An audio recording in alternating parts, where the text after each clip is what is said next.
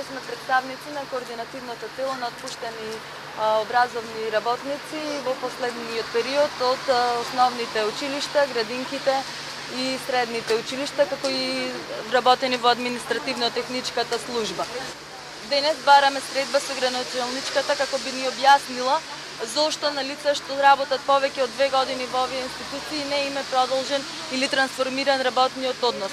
На некои од нивните места се доведени нови наставници кои немаат положено ни приправнички испит. Баш не интересира и зошто покрај правните се нарушени моралните и етичките вредности на кои во образовниот процес, на кои што самиот тој процес не учи.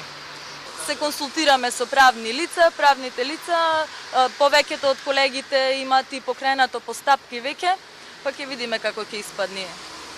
Во врска со моето работно место е добиена трансформација од определено на неопределено работно место и јас добив отказ како технолошки вишок, а веднаш по мојот отказ вработено е ново лице.